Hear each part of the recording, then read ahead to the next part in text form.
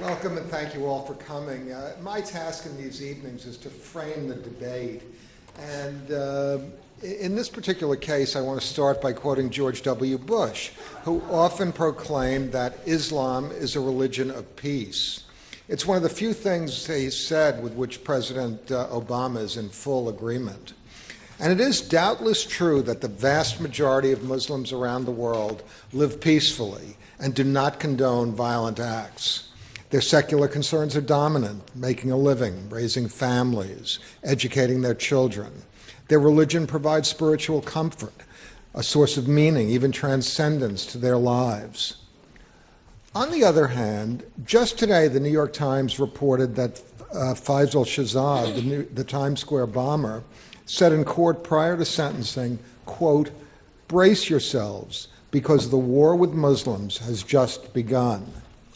And certainly in the past decades, the vast majority of terrorist activity has been undertaken in the name of Islam.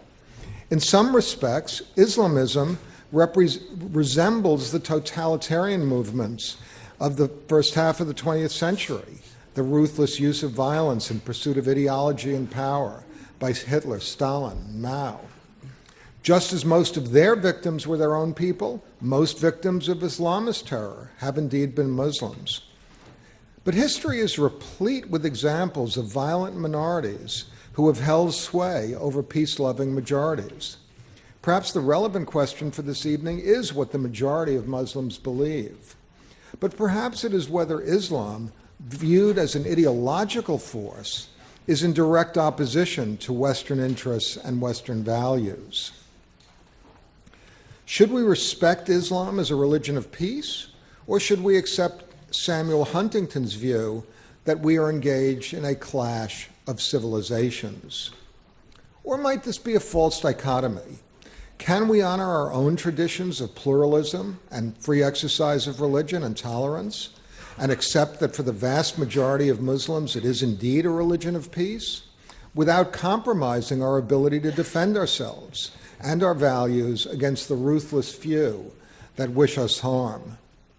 Well, these are subtle and complex questions, and we've assembled an extraordinary panel of experts this evening to explore them.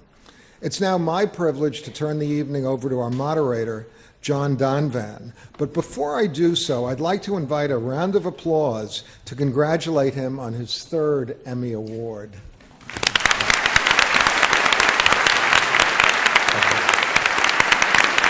Thank you. And I was going to ask for another round of applause for Robert Rosencrantz, and there it is. Welcome, everyone, to another debate from Intelligence Squared US. I'm John Donvan of ABC News, and once again, it is my honor to act as moderator as the four debaters you see sharing this stage with me here at the Skirball Center for the Performing Arts at New York University. Four debaters, 2 against 2, will be debating this motion: Islam is a religion of peace. Now, this is a debate. There will be winners and losers, and you, our audience, will be acting as the judges. By the time this debate has ended, you will have been asked to vote twice, once before and once again after the debate, on where you stand on this motion, and the team that has changed the most minds will be declared our winner. So let's go to the preliminary vote. If you go to the keypads on your seat, our motion is Islam is a religion of peace. If you are for the motion, press number 1. If you are against the motion, press number 2. If you are undecided, press number 3. You can correct any mistake just by repressing and ignore the other numbers.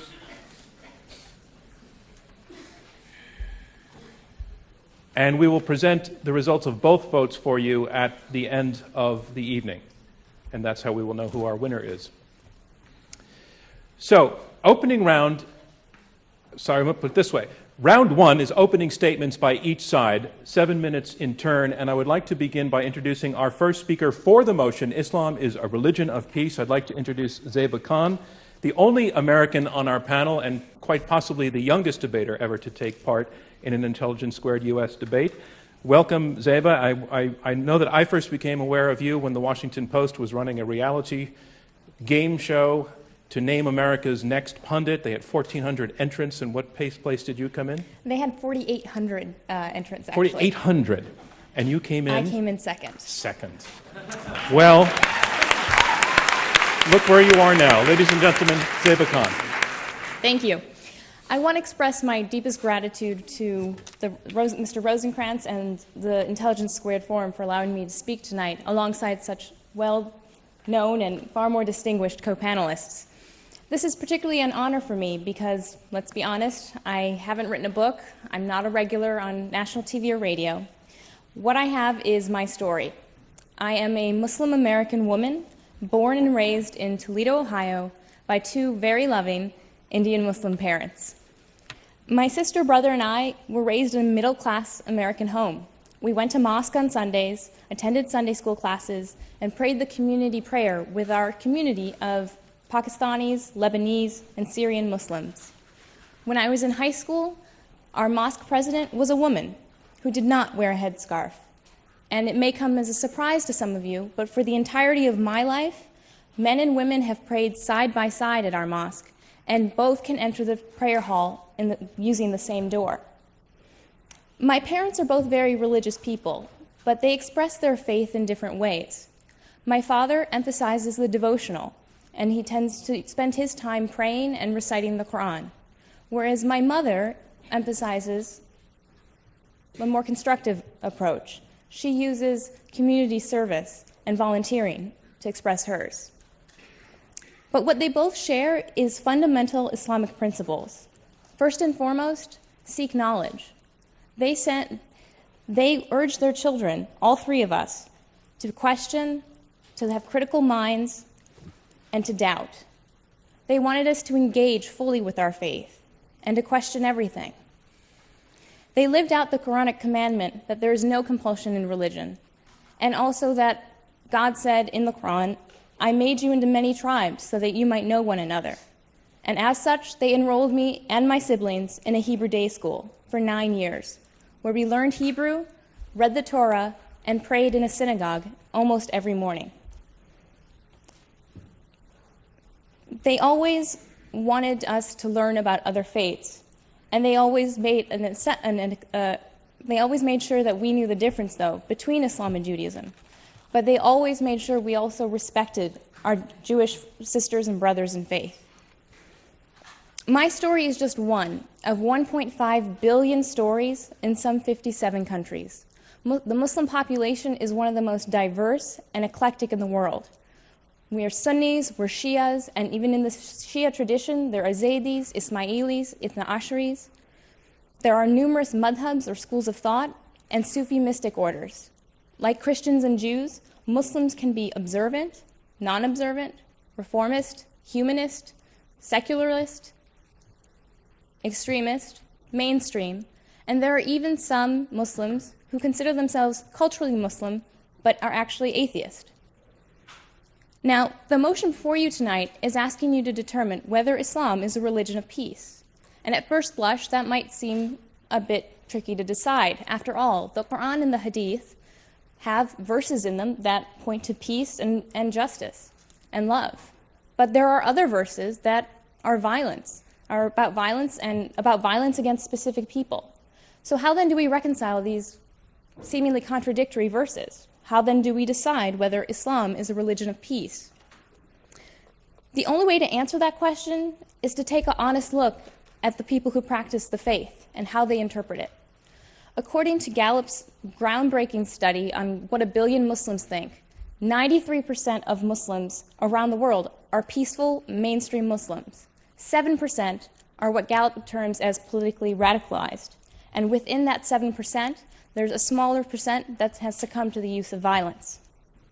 Any percent is too much, but we must remember that the violent minority of a minority are motivated by politics, not religion.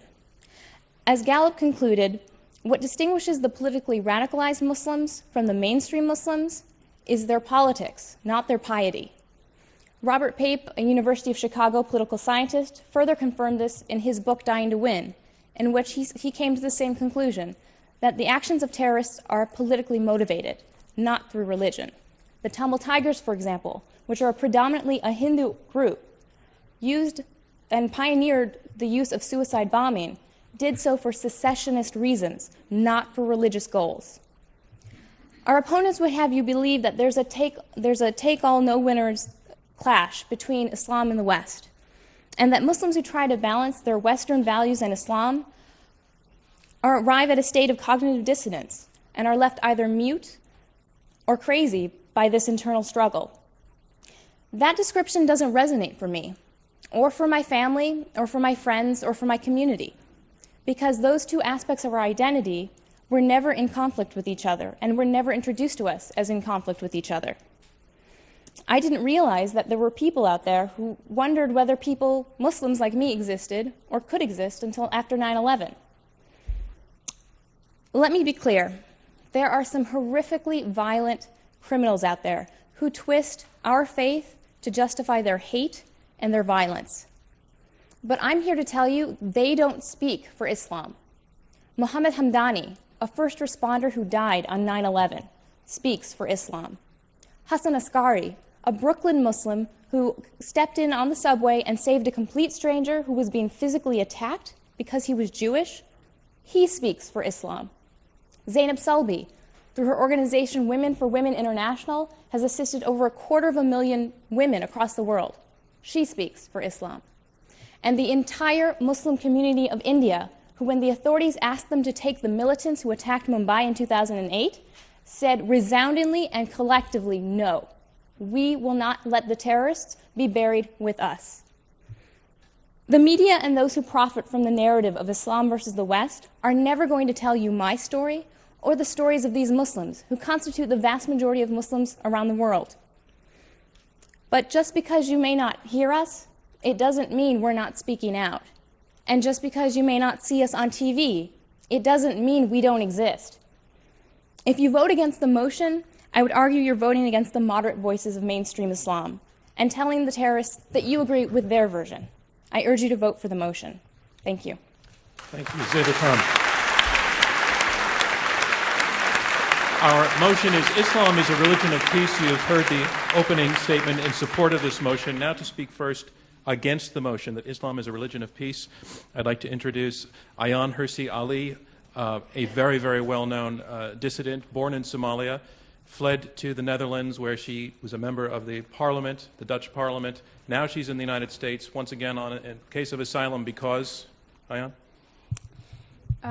Well, because I had to live with, basically, I was afraid for my life. Ladies and gentlemen. In the 21st century, in a free country. Ladies and gentlemen, Ayaan Hirsi Ali.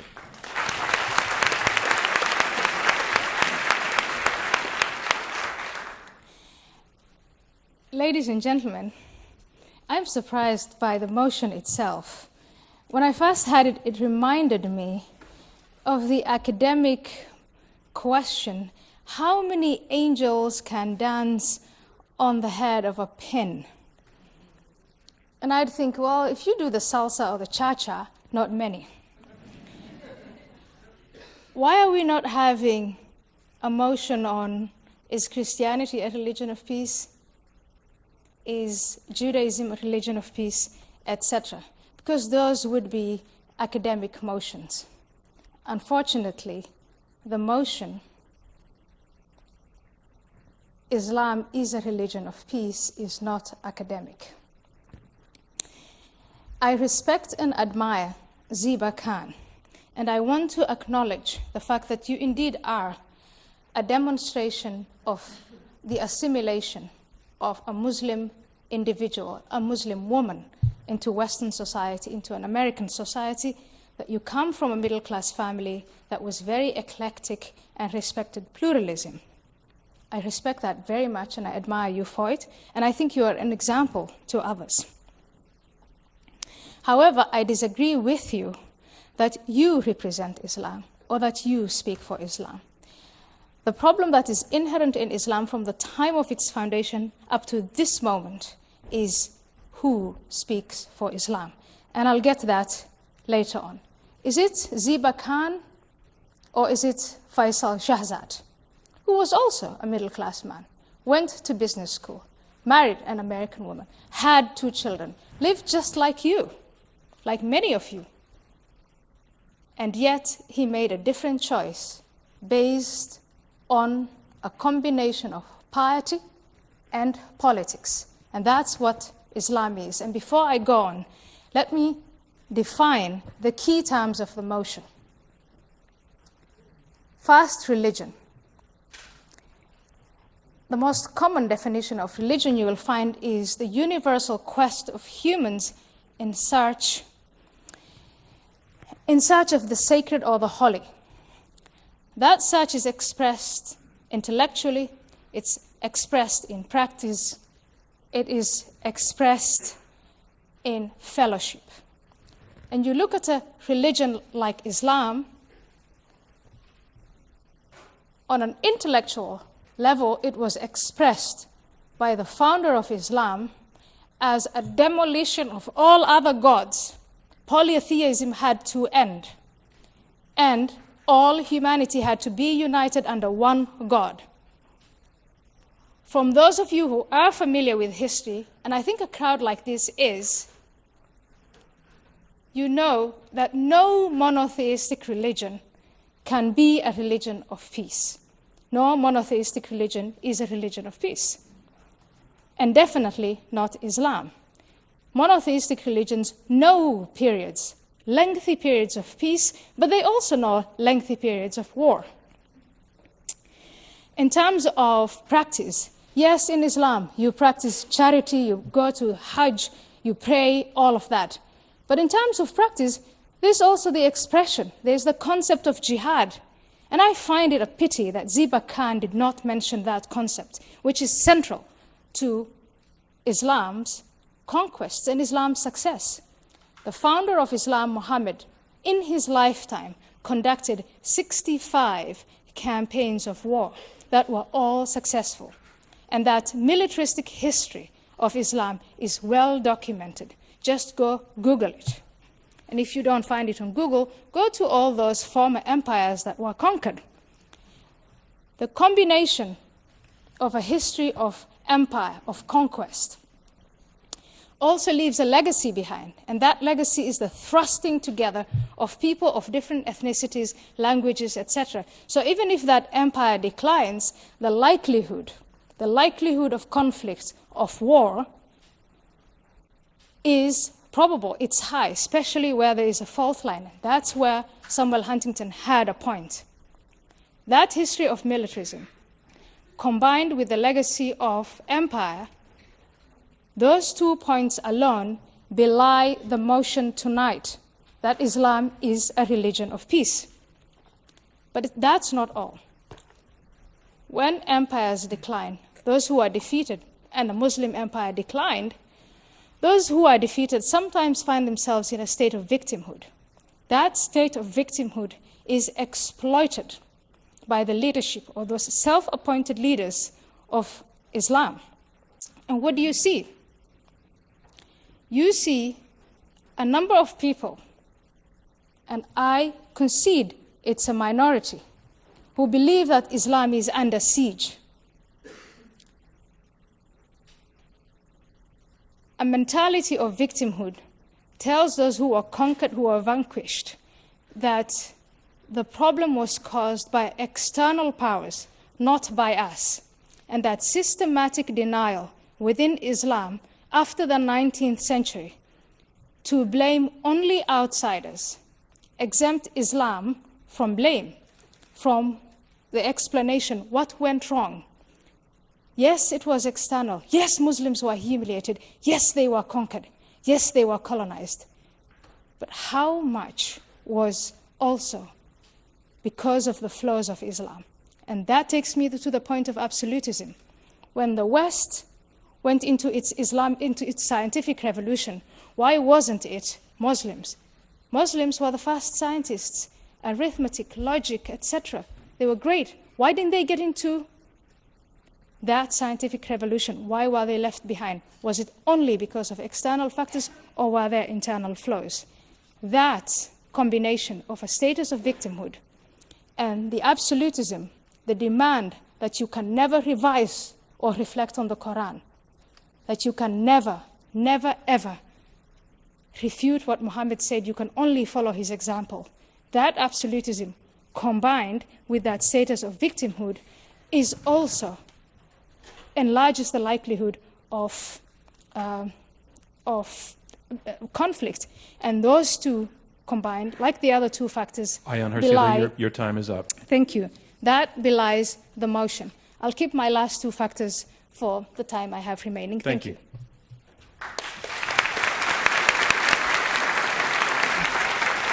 We are halfway through the opening round of this Intelligence Squared U.S. debate. I'm John Donvan. We have 4 debaters, 2 teams of 2, fighting it out over this motion: Islam is a religion of peace. You have heard from the first 2 debaters in their opening statements, and now on to the third. I'd like to introduce Majid Nawaz, who is director of the Quilliam Foundation, and he is, in a way, has an amazing biography. Several years back would have been America's nightmare. He was a radical. He was imprisoned in Egypt while on a trip there, though he's born in the UK, was in Egypt and tortured for being a radical, and something happened to you in prison. A 180-degree turn in one sentence. What was it? In one sentence? Yeah. We're talking about 4 years there. Yeah. Amnesty International. But I'll explain that in my, hopefully. Fair enough. Ladies and gentlemen, Majid Nawaz. Thank you. Thank you. Could I indulge the audience and just ask for a round of applause for Zeba's mum? She's just over there. I think she did a wonderful job. Yeah. To raise your daughter to speak Hebrew in the current climate is amazing, and I applaud you. Ladies and gentlemen, thank you for giving me this opportunity. I want to begin by just stating what this debate is not about. This debate is not about making excuses for terrorism. Basically, my career is to challenge extremism and terrorism in the West and also in Muslim-majority countries. I've just flown right in from Pakistan, where I've been building the foundations for the first nationwide social movement to challenge extremism and promote democratic values in Pakistan. And I'm proud to announce that just today, we gained our 10,000th member on Facebook. So this debate is not about making excuses for suicide bombers, even inside Israel. We make no apologies and no excuses on this panel for terrorism, for extremism, and for people who kill innocent civilians, including inside Israel.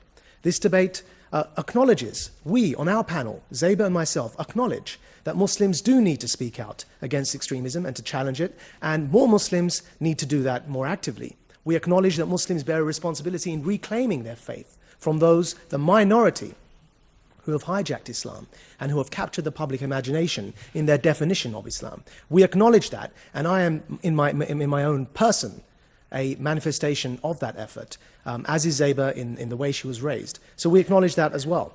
This debate, in fact, is an appeal. It's not, also, before I move to the fact that it's an appeal, it's also not a threat. So we're not going to argue here tonight that if you don't vote for the motion, that somehow Muslims are going to rise up and attack you for insulting Islam. That's not the case. This is an appeal. And it's an appeal to your good sense and your good character and to what you know inside you. This is actually not a debate for Islam at all. This is a debate for peace. And we are not arguing for Islamic peace. We are arguing for Islam to be, with all other religions and all other beliefs and those who have no faith, to be part of the effort to create peace in the world. So this is a debate for peace. It's a debate, and I'm asking you all to vote tonight, not for Islam, but to vote for peace and to help contribute the efforts of all of us around the world who are working for peace. Because there were people like me who spent 13 years of our life working to create hatred. I used to believe that Islam is not a religion of peace. In fact, I used to believe that Islam mandates war. I used to believe and propagate across the world, in more than 3 countries, that Islam mandates war and mandates the creation of a state that will have at its heart of its foreign policy a policy to create conquest. I called it jihad. I believed Islam was not a religion of peace because I adopted an ideology at 16 years old and stuck with that until my imprisonment, and then after I was released from prison when I was 28 years old. By that time, I had established this ideology in Pakistan and in Denmark and contributed to its growth in Egypt. But I learnt in prison 2 things. One was what I'm appealing to you here today, and that was when people hand out an olive branch, it does work. People I had considered my enemy, people I had considered the enemy of my people, Amnesty International, with their advocation of human rights that I believed was a tool to colonize the minds of Muslims. adopted me as a prisoner of conscience. And by handing me that olive branch, I recognized that there was goodness in the world, and there were people who, regardless of the provocation they find in the world today, are still willing to fight for peace, and are still willing to redefine the debate. And that's what I'm asking you to do here tonight. Because by redefining the debate, and by insisting that they would not allow my hatred to define for them the way in which they viewed me, they changed my heart.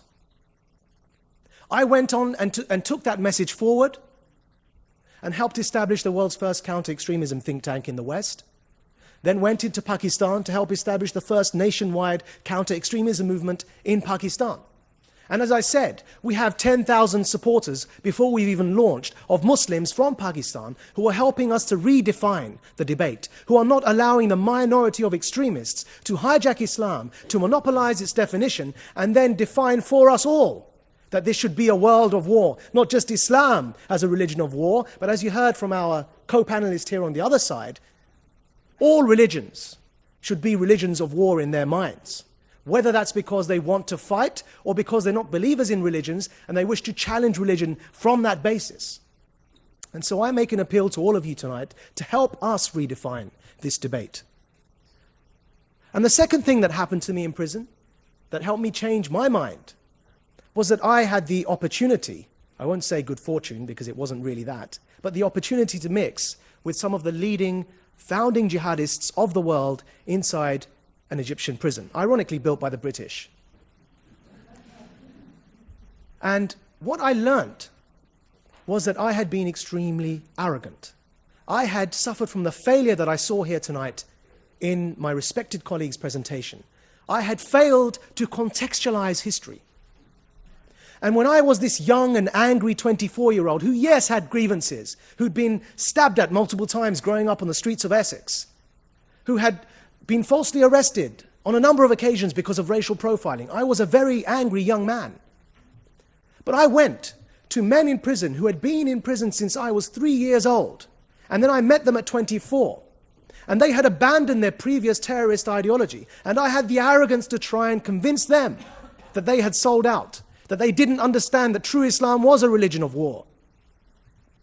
And they said to me, young lad, come and sit down, we'll tell you a story or two.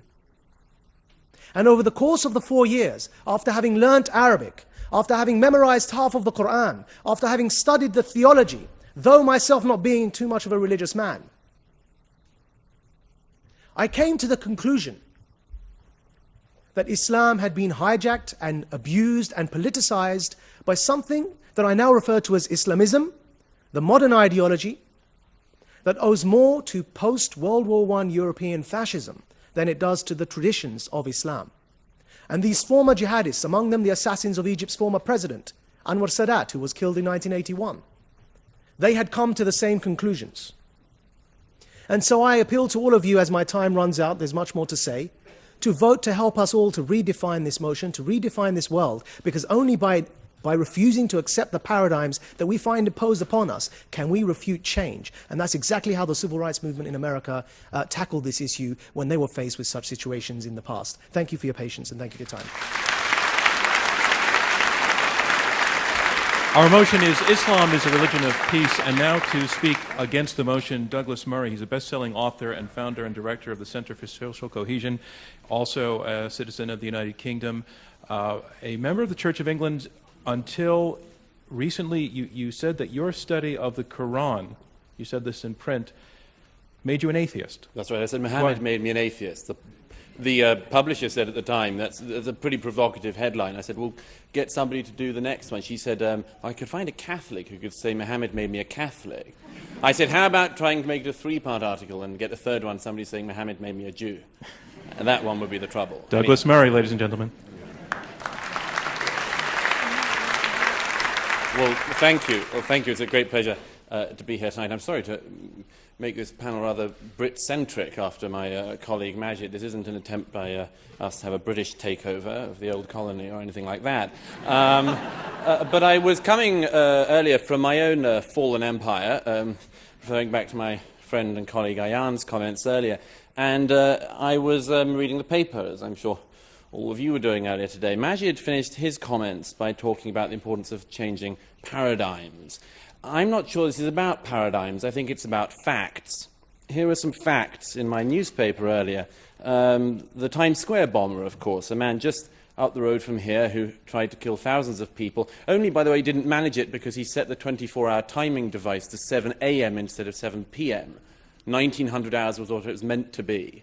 If he had have got that bit right, thousands of New Yorkers would have died earlier this year again. I see further in the paper 12 suspects arrested in France in a network trying to recruit people to go and fight American and other troops in Afghanistan. I turn to another page of the newspaper, and the city I've just flown off from this morning, a Muslim London Underground worker who was, had written to his wife, who was off to try to become a martyr for Allah, as he says. He says, more than anything, I wish Allah to grant me martyrdom.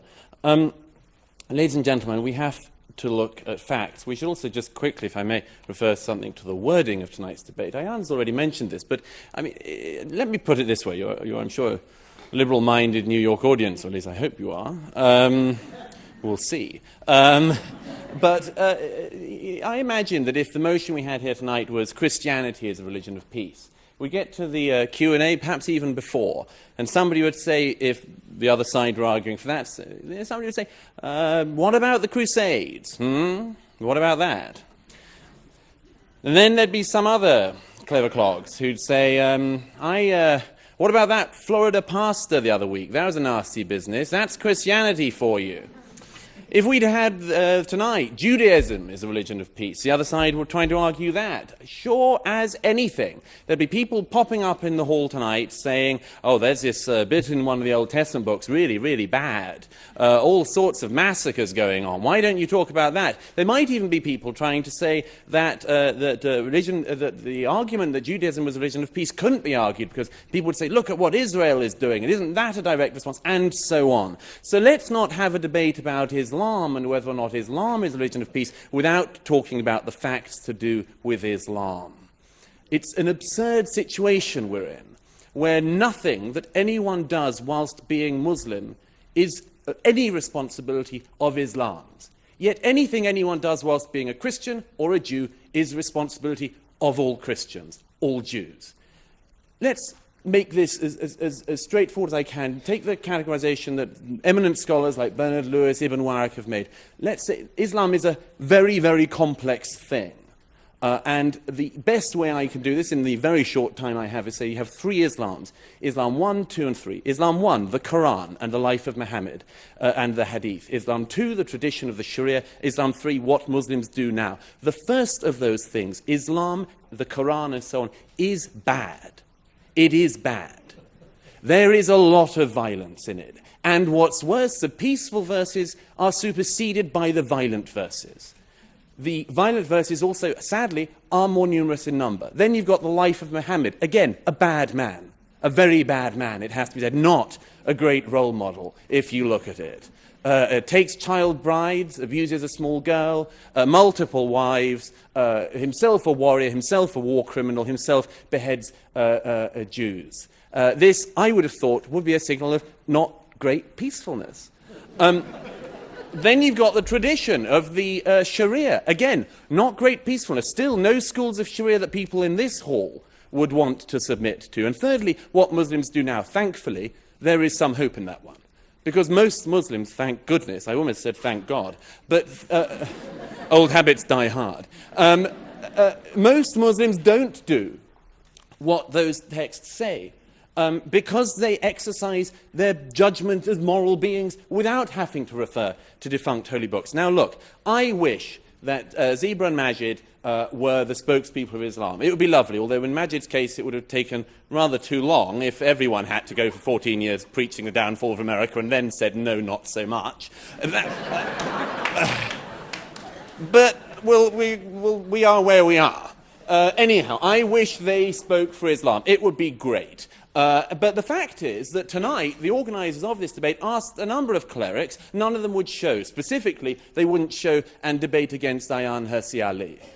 Myself, I don't think they cared. But But no, it's very interesting that they will not debate. Time and again, the actual leaders of your religion will not debate this. And you're left with people like we have here. The reason why is, of course, is that the leaders of the religion show such terrible lessons. It is not a small thing. It's not, as it were, a detail. It's not like a wacky Florida pastor that you've got the largest Sunni state of Saudi Arabia, the most important Sunni state in the world, the most extraordinary closed prison of a society. It's not a detail. It's not a one-off nut job. The Shiite Republic of Iran is what it is, led by the people it's led by. That is not an accident. It's not a detail. The thing that worries me is that although tonight we hear from the fellow panelists here about how Islam is a religion of peace, the fact is that the people who are making the decisions in the religion, the people who are preaching the religion, the heads of that religion, people like Sheikh Qaradawi, who broadcasts anti-Semitic, the most appalling filth every week on the main networks, that is the faith that's speaking for you guys. I wish that, Ziba, you were on every week on Al Jazeera, but you're not. Qaradawi is. The problem is that Islam is an unstable component. As a religion, an unstable component. 1,000 years ago, the Mu'tazilites tried to reform the religion. They were wiped out. The fact is that Islam is many things, many, many things. But to say it's a religion of peace is nonsense. It's to ignore reality. It's to ignore very difficult but necessary facts, not paradigms, but facts. To say that Islam is a religion of peace is to say something based entirely on hope. It's to elevate a hope into truth. And I hope, as you all know, history teaches us that's a very bad thing to do. Thank you. Thank you, Dr. Snow.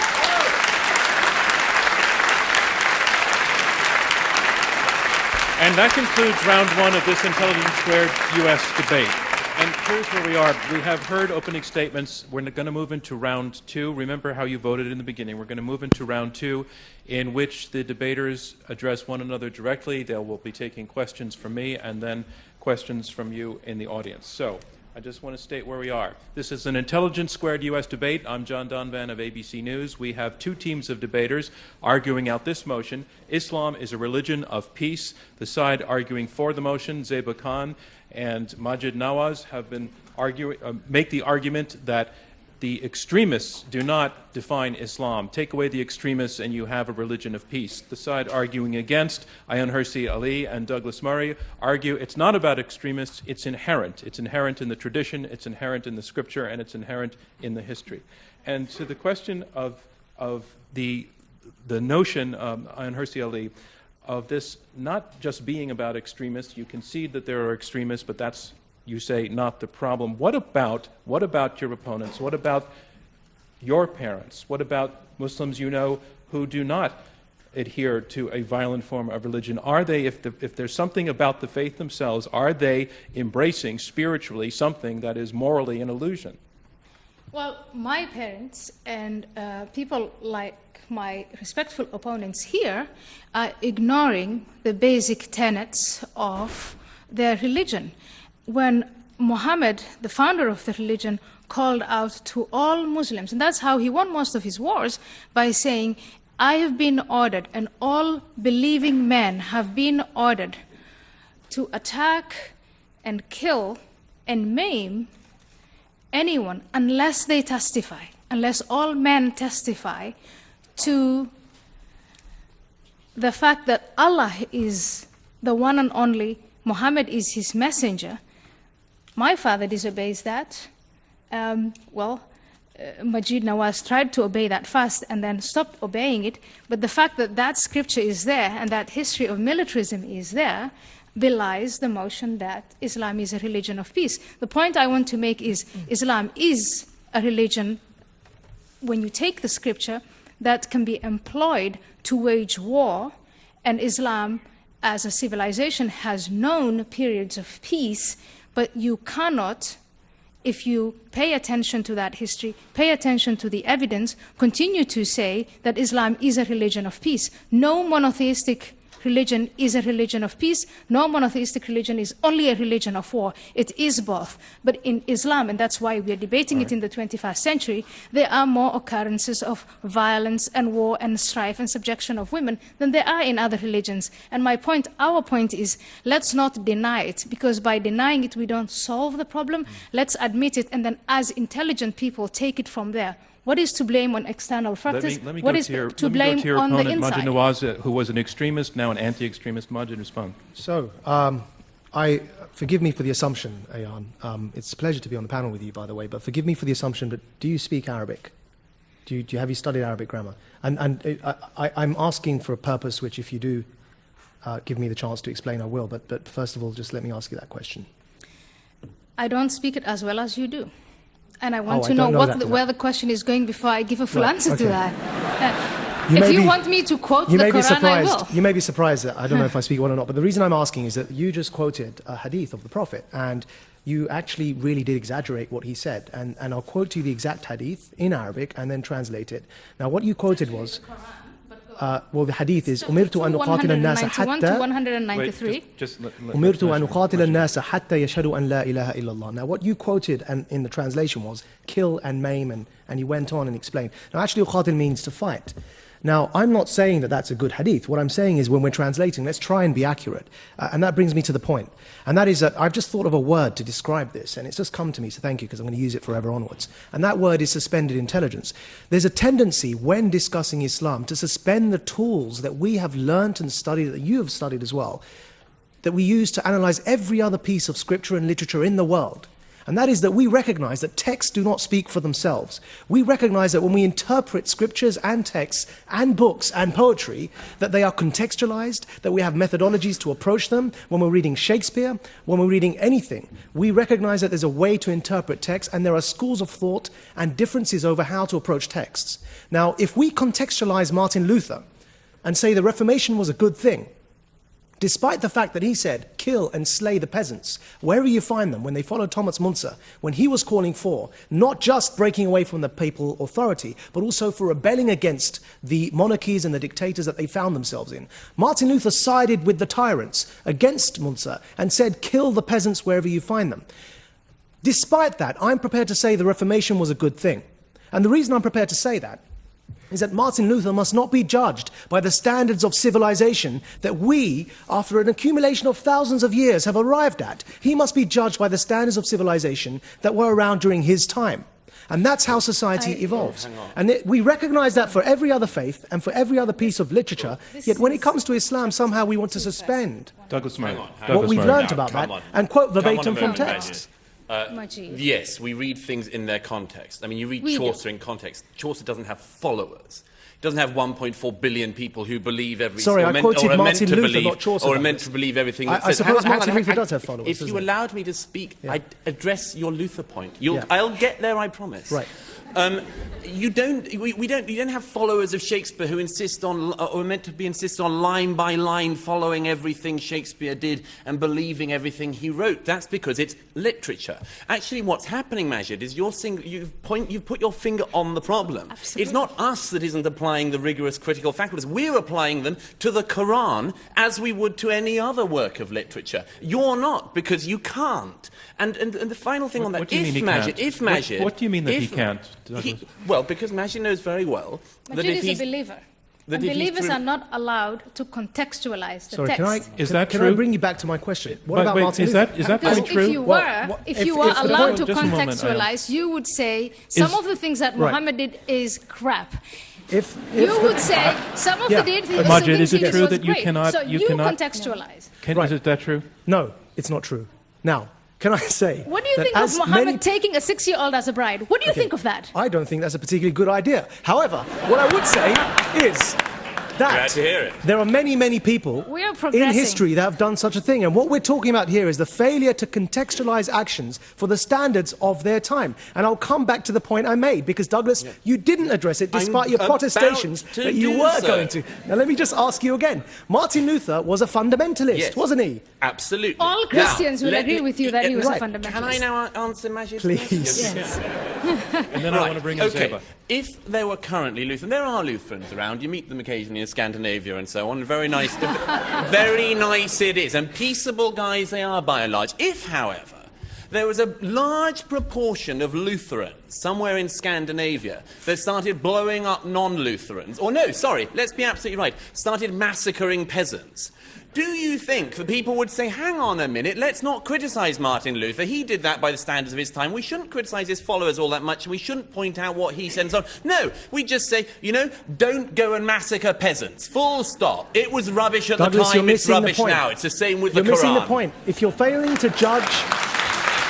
Let me bring in your partner. Zeba Khan. I just wanted to point out in terms of when we're talking about the Quran and saying that we can't contextualize it, that's simply not true. That is a debate that's hot in the community amongst Muslim scholars and amongst Muslims themselves. We're debating that very question. Is the Quran a living document? Much like it's similar in comparison to, say, the Constitution and the debates that happen around that. Around that.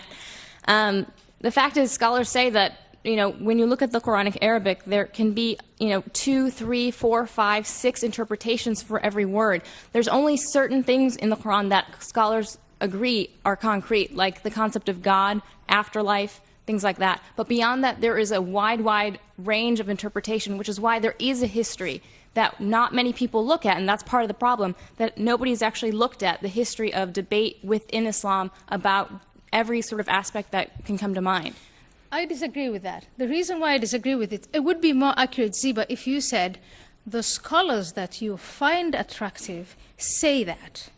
But there are a bunch of scholars with a great number of following in Islam, all of them are self-appointed, by the way, because there's no hierarchy, there's no seminary of Islam, except a University of Al-Azhar, and we know the products of Al-Azhar. But there are scholars like Bin Laden who say we have to take He's not a scholar the Quran. By anyone's he measure. has the greatest following. He has That's the not greatest true. following. The Islamic Brotherhood, Hassan not true. al-Banna, when you look at the Sunni Islam, when you look at Ayatollah Khomeini in the 20th century, the most influential guy of Shia Islam, another self-appointed scholar, you have all of it. Sheikh bin Baz, he has the greatest following. Sheikh al-Qaradawi, maybe these are individuals that are not attractive to you, but then it would be more accurate if you stated that. They are attractive to many Muslims, not thousands, but in the millions. And what they say, and that's why they're influential, is they challenge every single Muslim individual. Are you a true Muslim? If you are a true Muslim, you live by what the Quran dictates, you follow the example of the Prophet Muhammad. Their interpretation, and those though. scholars who insist on that are far more influential, far more powerful than you Ayan, you just soft-spoken, quoted- wonderful, cuddly scholars. Well, Majid Nawaz. so Ayan, you just quoted Bin Laden as a scholar and Hassan al-Banna as a scholar. Bin Laden, for those of you who don't know, is an engineer, a qualified engineer. So don't know him. Why Someone don't was you laughing. define who is a scholar? Don't know his history. He's a qualified engineer who comes from one of the richest construction families in Saudi Arabia and was educated in the elite private schools of Switzerland and Saudi Arabia. Hassan al-Banna that you referred to was a school teacher. And in fact, what you find common with all of the movements that you're worried about and that I'm worried about and we're all worried about are that they are founded by people who do not have a theological background. Now, for all we think of Al-Azhar and their very conservative views, what we don't find is that Al-Azhar produces the likes of Bin Laden and Hassan al-Banna, or even Maududi, the founder of the Jamaat Islami in the Indian subcontinent. Maududi was a journalist. Sayyid Qutb, the founder of modern-day jihadism, was a literary critic who came to America on a scholarship in the 1950s to study literature. He was not a theologian. So coming back to the point, Why don't you please, name a Ayan, number don't of scholars define who are for influential the who are whole not? world who a Muslim scholar is. Because actually the people you refer to were not qualified theologians. But don't you touch on the problem by admitting this? Don't you touch on the problem that is inherent in Islam after the death of Muhammad? That the problem of who speaks for Islam has not been resolved. It could be the two of you, what's it that could got be to do Bin with Islam Laden, being a it religion of could be peace? Al-Qaradawi, it could be Faisal Shahzad, it could be Faisal me. Shahzad is I not wanna an go engineer. directly- Sorry, Ayan, nothing against the engineers in the question crowd. he just Please asked, vote for what us, does but that have to seriously. do with Islam being a religion of peace? If you're almost making the argument that Islam is what you want it to be, depending on how you behave. So if you behave peacefully, is it not a religion of peace to you? That is a brilliant question. When you can start by saying Islam is something to a different thing to 1.57 billion people. And from that general point, you can reduce it to what is it that unifies them. And ultimately, you will get to the Quran and the Hadith. The Quran, the Hadith, the Day of Judgment, the belief in the Day of Judgment. And if you take those three concepts, then it's far from a religion of peace. Because you look, first of all, not only at the content of the Quran, in context, fine, I'm willing to contextualize it, but what if other believers are not and they're influential? What if I want to read Muhammad's practices simply as a matter of history, another great figure in history, but more Muslims, millions of Muslims don't want to do that, Right, and so- really so want to follow if his you're willing practice. that you are What able to- if more and more Muslims invest in the hereafter more than they invest in life? Then we have a problem. And that's why I ask you to vote against the motion. It cannot be only a religion of peace. Because if it Douglas- were only a religion of peace, if it were perfect, why would we have this debate? Douglas, Why would we given the be long talking about run that I reforming had, it? can you be I'll be 15 seconds? extremely 'cause I'm succinct, com- I promise. yeah. Majid's trying to imply that the whole extremist problem is a sort of misreading by engineers and literary critics. Unfortunately, that's simply not the case, hasn't been historically in Islam, and isn't now. Ayatollah Khomeini, who Ayan mentioned earlier, was not a self-trained engineer, rich boy like Bin Laden, unfortunately, and managed to hurtle a very developed, distinguished culture back in time in 1979 and hurtled this country back into the state it's currently in under these cloaked dictators. Okay. The Grand Mufti of Egypt is All right, not we a see where you're self-taught, going, and I don't need a yet he list. taught Let's people go the back idea to that all Majid. Muslims should go and fight the Israelis with Majid. Hezbollah. So, sorry, on Khomeini, I acknowledge Khomeini is a trained theologian, and the fact is he came in the 70s, Douglas, and that proves something. What was he so famous for? Khomeini was recognized for bringing a revolution in Shiite theology.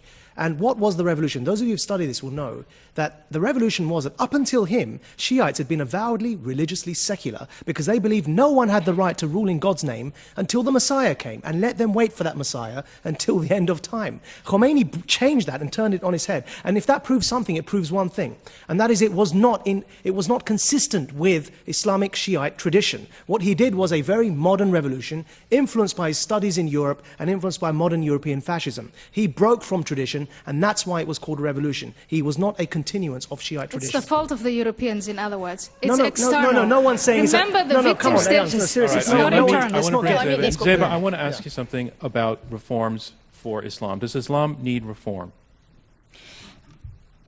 It needs a renaissance. It doesn't need a reform. Reform in the sense, and the reason I say that is because we have to be careful of our terminology. If we say reform as in Reformation, we're thinking of a Christian context, where you had the Protestants and Martin Luther saying, rejecting the Catholicism and the Pope. But the thing is, in Islam, there is no Pope. There is no centralized authority. So there can't be a reformation in that sense. What there needs to be is a return to genuine Islamic principles, which have been not studied, have not been enforced, and are forgotten. So it's not exactly that. All right. But a return to genuine Islamic principles is exactly what Al-Qaeda is advocating. No, that's not It's actually what they're- exactly no, that's actually what incorrect. A return, a rebirth, Al-Qaeda, a so the revival, difference going back between to the time Al-Qaeda of is glory that- is Wait, exactly I'm what sorry, all those on the extremist radio cannot make organizations sense of two are. voices, and I'm talking now too at the same time. So I'm going to be quiet. I'm going to give you 20 seconds to make that point, and then I want to hear back. So think 20 seconds. When you look at the extremist the organizations that we've come to call extremist, what they're advocating when they answer the question, what went wrong? We had this empire, we lost it. How do we regain it? Their answer is a rebirth. Let's go back to the origins, a revival of it. Is that what you want, Zeba? No, they actually covert the language for their own political purposes. Al-Qaeda is not calling for a return to Islam or to original Islam or anything like that. They're actually using Islam as a cover for their political grievances. When you look and ask Muslims, ask 1.5 billion Muslims, when you look at the mainstream, they're 90%. They're peaceful and fine. When you look at the politically radicalized, when you ask them, what do they fear most? They say Western domination and occupation. But when you ask mainstream Muslims what they fear, they say economic issues, unemployment. There's a clear difference. And so they're not, what we can determine from that is that it's not religion, because religiosity between the two is indistinguishable. How pious they are, indistinguishable. It's the one factor that makes the difference is what they focus on and their grievances against, perceived grievances against the West. Douglas Murray. But don't we get back to one of the core problems which you still haven't addressed, which is the life of Muhammad and his teachings, which is as follows, is that if a Christian group decides to go back to the teachings of Christ, you know, the worst stuff they find is the Sermon on the Mount of Olives. They can find one verse where Jesus is said, I think the Gospel of St. Matthew, to have said, I come not to bring peace but a sword. But the rest of it is all love thy neighbour and all that sort of stuff. If you're a Christian group looking to go back to the sources of Christianity, you just find a lot of, well, hippie stuff for a lot of modern people. So what is it about this religion we're talking about tonight that you say is a religion of peace, that when people go back to the origins, they find a founder who was violent, teaching violence? See, this comes back to what you mean by people going back to the origins, and I refuse, as does Zeba, and as we're asking for all of you to do, is to refuse for Islam to be hijacked and monopolized by the bin Ladens of this world who want to tell you what it means to go back to the original sources. Now, if that was the case, then I ask you, why is it that in Bangladesh, where there was a free and fair election, the Islamist party lost roundly? They completely lost the elections. In Pakistan, where there were recent elections, the Islamist alliance in the north that came to prominence after the occupation of Afghanistan, they completely lost all their seats. So the Muslims in two of the most populous Muslim-majority countries in the world, as is the case in Indonesia, whenever they have a chance to vote, they do not vote for the Islamist extremists. And time again in elections across Muslim-majority states, they have proven that their interpretation of Islam, and they are the majority, is not the interpretation of Douglas, Ayan, and bin Laden. Now, I don't want to be in that camp. All right. I want to take a little break and move on to the topic and the status of women in Islam. I'm John Donvan of ABC News. This is an Intelligence Squared U.S. debate. We're at the Skirball Center for the Performing Arts in New York City. Our motion is Islam is a religion of peace. We have two teams of two arguing for the motion, Zeba Khan and Majid Nawaz, and arguing against the motion, Ayan Hirsi Ali and Douglas Murray. Here in the West, one of the issues that is very complicated for people in coming to terms with what they think Islam is the status of women in Islam. I'd like to go to Zeba Khan. Take that on. You know what I'm talking about.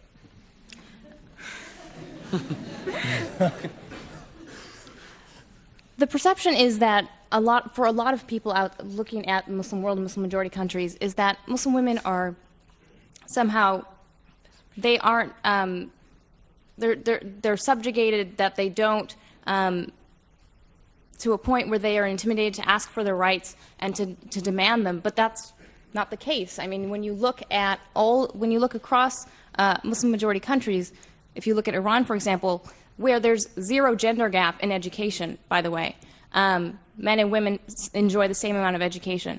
Obviously, when you're at that level of education, you're aware of what your rights are and what you are demanding.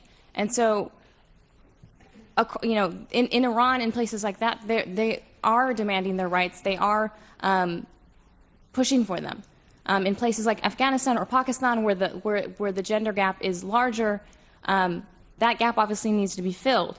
But there are women who are pushing there as well. It's not. It's women that are stepping up and taking the lead on this. Other side response? Ayan Hirsi Ali.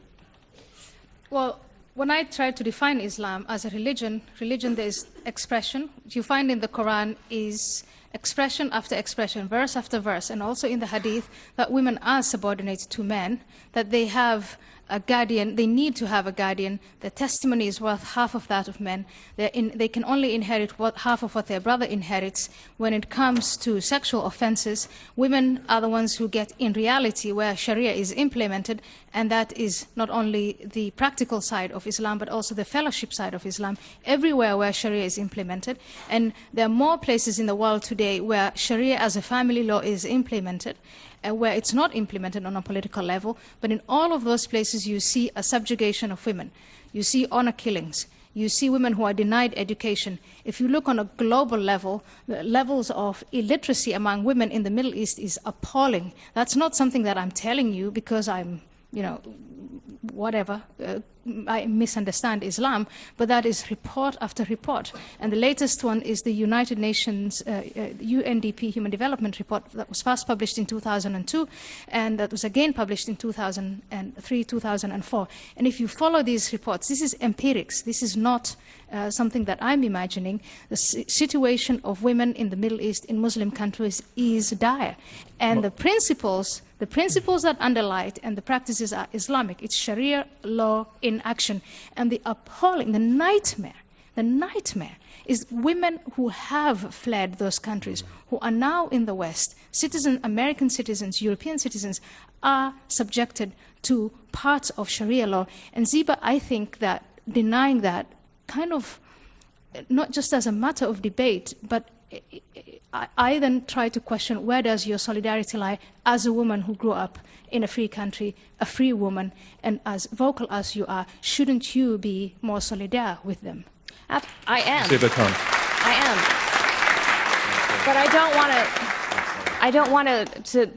But I absolutely am, and as all women should be, and actually all human beings should, to demand the rights of equality. In fact, most Muslims want equal rights for the women in their societies. And if it goes to, just go to the research, go to the polls, go to the research on what it says. When you ask men, should women have equal rights? Majority in the countries surveyed, in the Gallup survey, said yes, they should have equal rights, including in Saudi Arabia. I want to acknowledge that a lot more needs to be done and a lot more needs to be said about eliminating some of the practices that you referred to, Ayan. And I recognize that there are practices in Muslim-majority societies across the world that are repugnant, not just to a Western mind, but generally to any decent, rational human being. But I want to approach this being a man, and the first man on the panel to comment on this question. Great. I want to approach this from a slightly different angle, and that is this, that many of you in the audience are men, and if the law of average was to fall true, then you'd be probably around 50%. Now, how many of you would be comfortable with your spouse, your wife, as your boss at the same time? And it may sound, it may actually be a truism, because for many people in a marriage, the boss is the wife. But the reason I'm asking that question is that even in times like today, many men find that uncomfortable, to be married to their boss. And yet, Ayan, who referred to these practices that were repugnant to us and said that they are sourced in Islam, the founder of Islam, the Prophet Muhammad, his boss, his first wife, was his boss. And many people don't know that. And so what I want to demonstrate by this point is that it's a complex matter. There are practices in Muslim-majority societies that we need to reform, but it's too simplistic to trace them back to the life of a man who lived 1,400 years ago, and in many of his practices was quite revolutionary for his time, and in others was like every other man during his time. So the fact that Douglas referred to the fact that he had a bride that was underage is something which we can now look back on and say that was an awful practice. But just as we look back on many things that Romans did and say that was an awful practice, just as we look back on many things that Martin Luther did and said that was an awful practice. But we don't judge these men by the standards that we have today. Let's bring in Douglas Murray. No, we do, and we should. We should, Majid. And may I say, it's a bit too cutesy to compare a man who raped a 9-year-old girl repeatedly with men being, the wife's a bit of the master of the household and so on. A bit too cutesy and a bit too much avoiding the issue, which is this, that this is actually a very real concern which doesn't just apply in mid-7th century Arabia, but today, here and now, in Britain.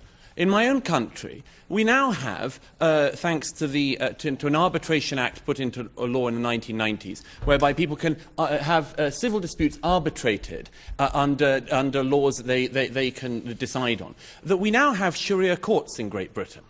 And the Sharia courts that in Great Britain are operated by people who are actually clerics. They are religious authorities. There's one at the moment, Siddiqui in Leicestershire.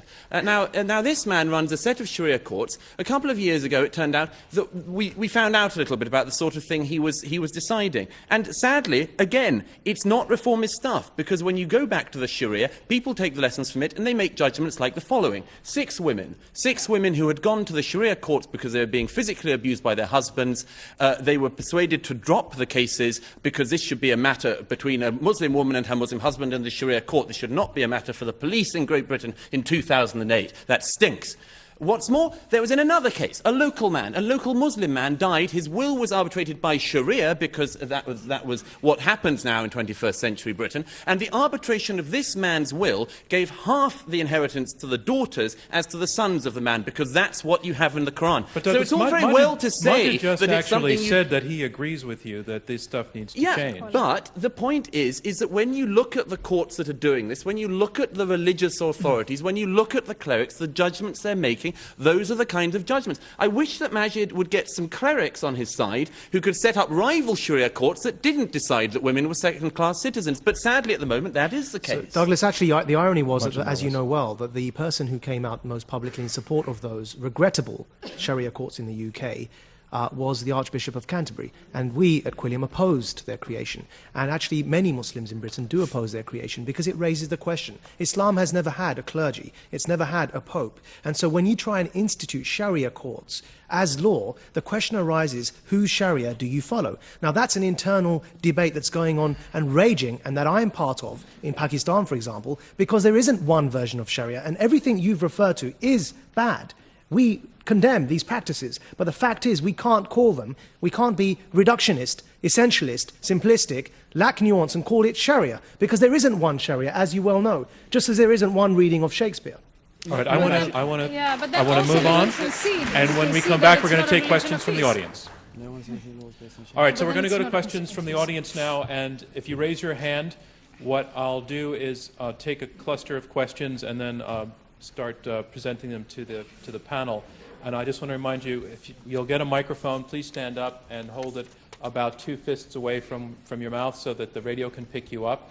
And please keep it as terse as possible right against the wall there. And blue shirt here. And eyeglasses and green. All right. So you get 30 seconds to ask your question. It makes me nervous that you've got something written down on a piece of paper. Under 30 seconds, I promise. All right, go ahead. Zeba, in your opening remarks, you said that Islamic terrorists are motivated by politics, not religion. Considering that Islamic terrorists make up the majority of suicide terrorists in the world today, what's happening to Muslims politically that isn't happening to any other major religious group that can account for the disproportionate amount of terrorism coming out of the Islamic world? Bingo. That was a good question. Yeah, that's That is Under 30 the model. seconds. Yeah, that was a great question. Your number. I'm going to take the questions. Oh, and sorry. then number 2. Yeah. Yes, I'm ready for you, sir.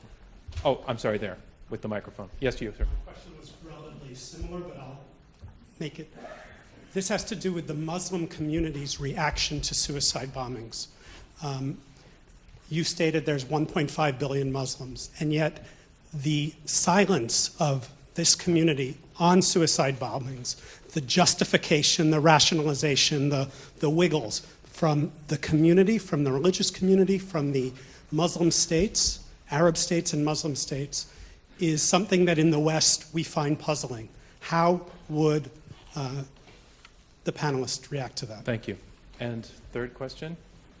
I hope this isn't too naive, but if Islam is not a religion of peace, is it possible for it to become one? That's a Wow, I think that's a great question, actually.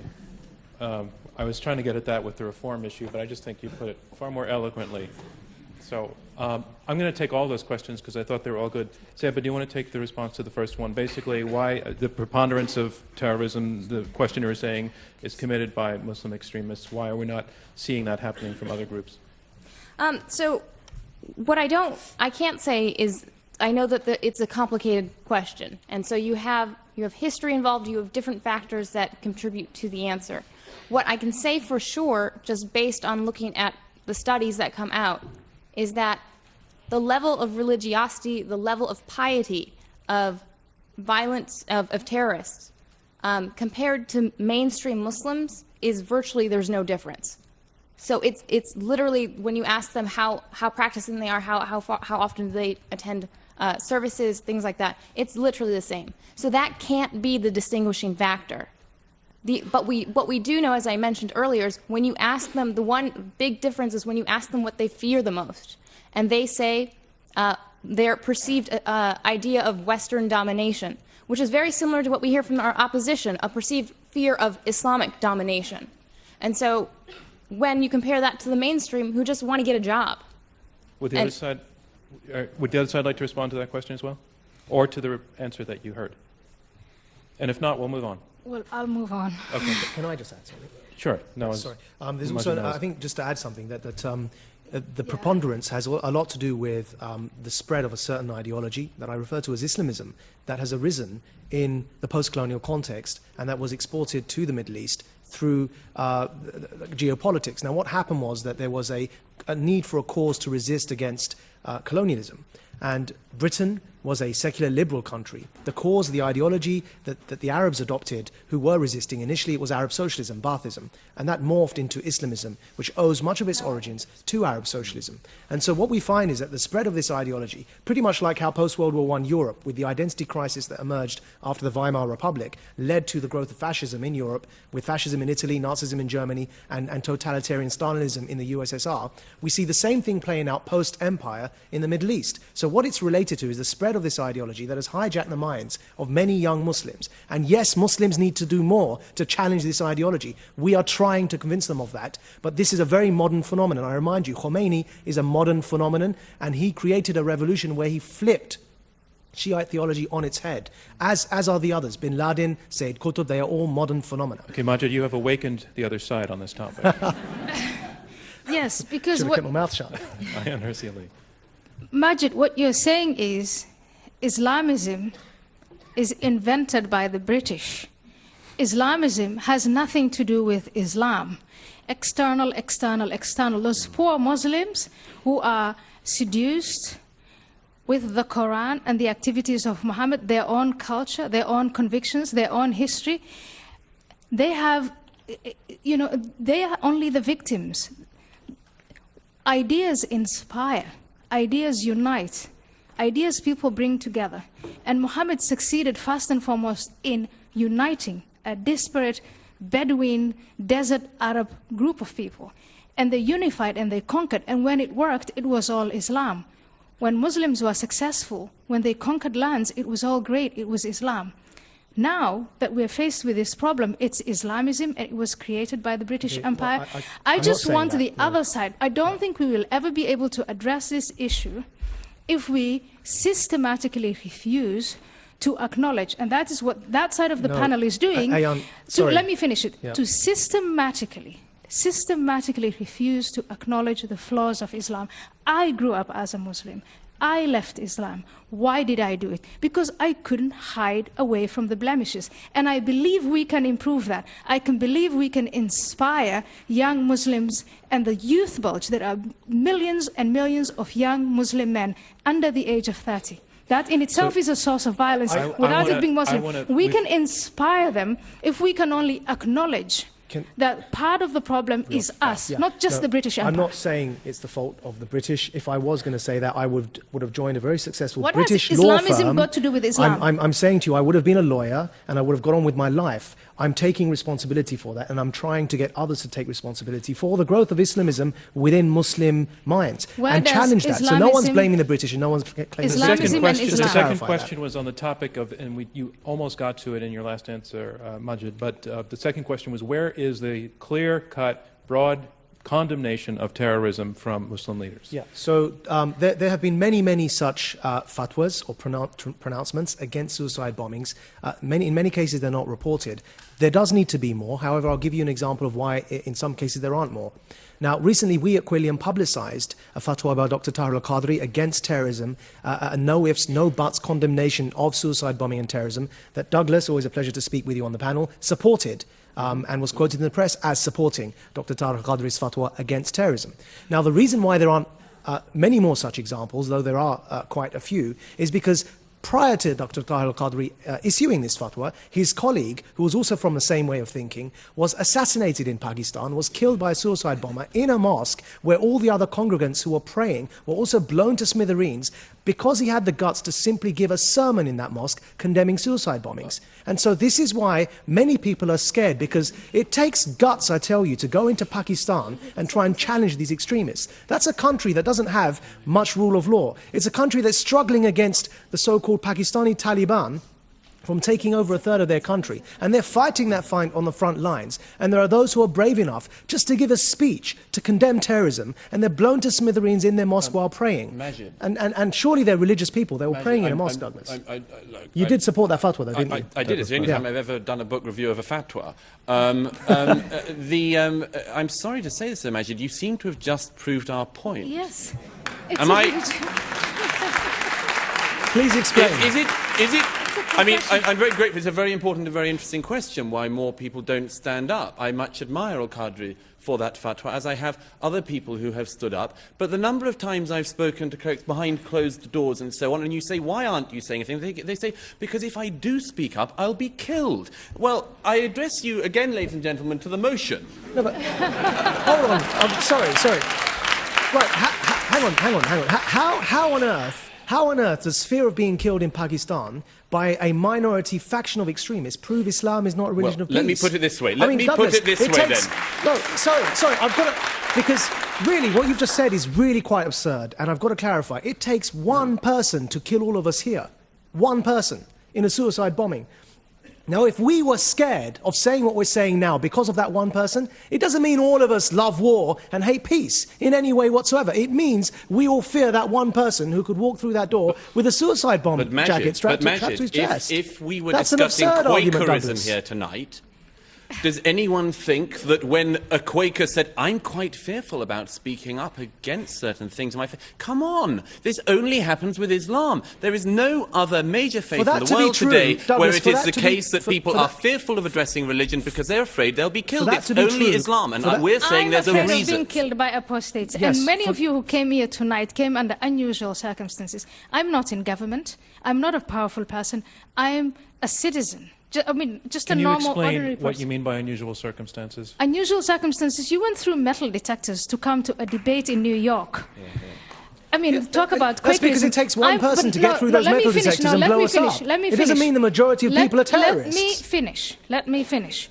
The people that I am protected against, and you as an audience too, the individual who wants to kill me because I'm an apostate of Islam is inspired to do that from the scripture of Islam, the example of the Prophet Muhammad, the clergy that preached to him, and the reward he will get in the hereafter that is promised in the Quran. All of that is Islamic. The sooner you admit that, I'll tell you what he's inspired the sooner you admit that, the sooner I can get rid of my bodyguards. He's inspired. I'll tell you what he's inspired by. Yeah? Right. This I want to have the last word on this point because I want to go back to the young lady's question. Sure. So I tell you what, he's inspired by the very same interpretation of Islam that you have. He's not inspired by Islam. He's inspired by your interpretation of it, that is Bin Laden's interpretation of it, that is Sayyid Qutb's interpretation of it. And I've got to say one last thing. I've got to say one last thing. The thing is, you're not the only one on this panel. I have an Al-Qaeda death threat on my head too because I'm saying what I'm saying. And what I'm saying is that, and I've been attacked in Pakistan physically for saying this, what I'm saying is enough to extremism, enough to terrorism, let's separate Islam from extremism and disempower the minority of extremists who are trying to hijack a good faith. Douglas, you've had death threats as well. Minority. You have also had death threats. Sure. I mean, one of the points about this area is everyone gets death threats. I mean, it's just an unfortunate thing about this debate. I think Zeba and I are going to leave this I mean, as I say again, I think it speaks for itself. I hope no one threatens a chair. Can you repeat the question that I liked so much? Yes. If Islam is not a religion of peace, is it possible for it to become one? My answer is yes, on condition that, first of all, Islam is not a religion of peace, and I hope that we have demonstrated here tonight that it's not. Can it become a religion of peace? Yes, if a number of conditions are met. But what is it for all of the people who practice it peacefully? But let me complete the conditions. What is that faith that they're practicing then? And not only practice it peacefully, but That's the part that I'm not finding in your explanation. Why are we having, again, over and over again, first of all, in my view, no monotheistic religion, because there's that divider between we and they. And because when that's unifying, I mean, there are so many factors within every monotheistic religion that make it inherently aggressive. It's not only Islam. But there are a number of factors that in the 21st century combine. Again, there is the history of militarism and the awareness of that. There's the victim status. There's the youth bulge. Let's not forget that. There's the revival of that theology, the revival of the example of the Prophet Muhammad, the investment in the hereafter. And you say a lot of people practice the religion in peace. What we know is that a lot of people are passive and are actually not practicing their faith, are not practicing Islamic Who are scripture. you to say who's practicing their faith and who's not? Let me finish. They're It's not for following you to the example. decide. I'm the Muslim. You're not. Please, but let me finish. Let me finish. You are not practicing. You are Really? not practicing. Are Let you me- Sheikh? No, but let me say, Sheikh, you are not practicing. let's hear what she says. Wait a minute. I want Please, to finish. let's hear what her point You is. are not practicing chapter 2 of the Quran, verse 191 and 193. And slay them wherever you find them, and drive them out of places whence they drove you out, for persecution of Muslims is worse than the slaughter of the non-believers. Chapter 2, let there be no compulsion in religion. Yeah. Chapter so, 2, okay. to in each that- community okay, great. which is I given love that. direction as it follows, all of you compete in the performance of good Which This deeds. could go on So for a which very long point? time. We have so many verses. So that's not Let me say, a but that reliable proves my argument. point. Well, let's that have one proves person my speak point. at a time, and If you you will come read back. the peaceful, Ayan, if you start again, because I was talking. that proves my point. If you read from the Quran and you say it's a religion of no compulsion, and you believe that that verse is practiced by a person like you, you will concede that there are other Muslims who will read the verse that I just quoted and be inspired to engage in acts of violence. And by the way, the verse that you just read, it has a latter part that says, except the unbelievers. Sure, I'm sure every part does, and I can look at the Old Testament. But and I New Testament wanted the to same complete way. the answer to the question. Let Zeba answer this. Sorry, what was the last point?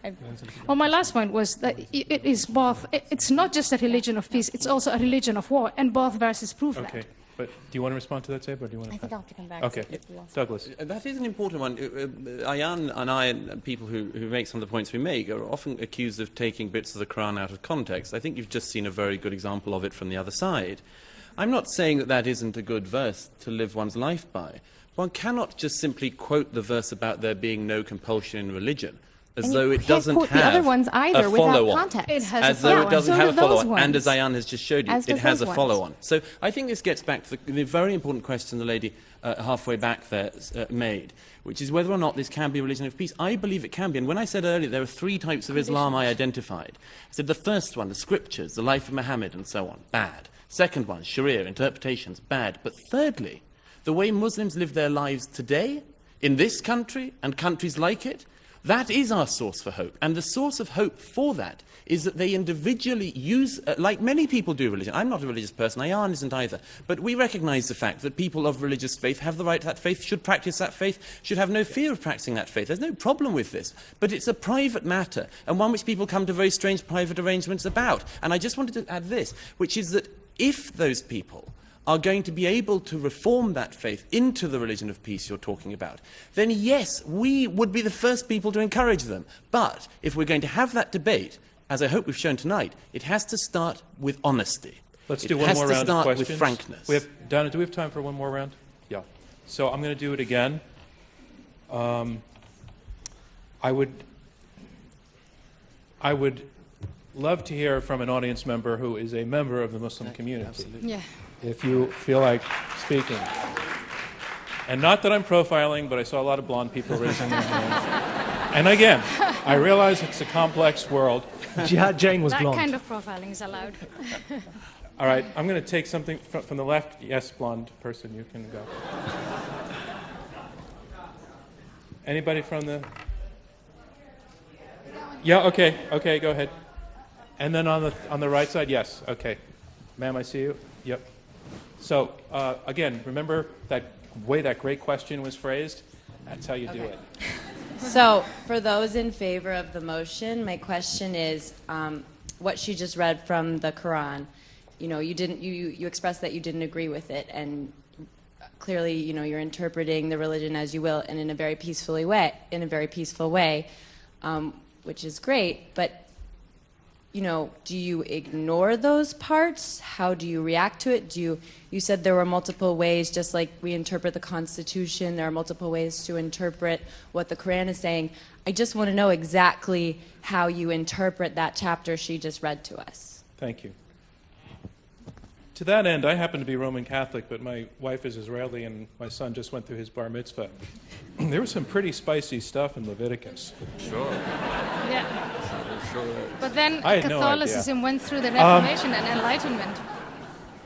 Yes. Hello, I'm from Pakistan. I'm a Muslim from Pakistan, and I just want to comment on the suicide bombings. There's one almost every week. And if you feel that as a nation, after being destroyed repeatedly since 9/11, we would still be sympathetic to extremist sentiments when two of my students were killed in suicide bombings. But what is your question? My question is, I want you to consider what the value of socio-economic, cultural factors, political dictatorships. What role do those factors play in making young people susceptible to extremism? Do you not feel that Majid covered that in his remarks? Because I feel that he did. Well, I don't think the audience understands. Let me put it on hold then, and then the third person. I have a question for Ayan Hirsi.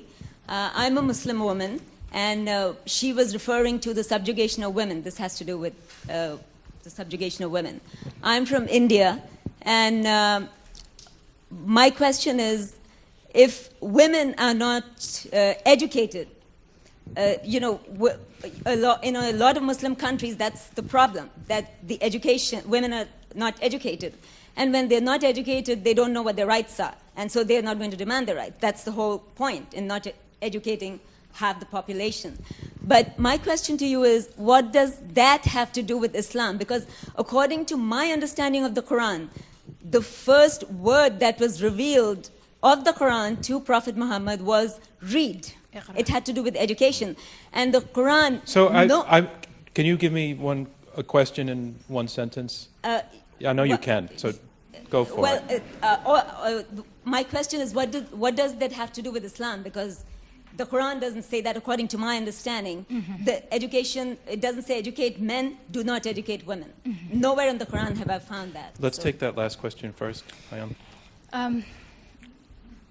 I want to agree. Thank you so much for that question. I completely agree with you that women in the Muslim world today, not all of them, but most of them, are denied education. The reasons that are given by those who do the denying are Islamic. They refer to the concept of guardianship.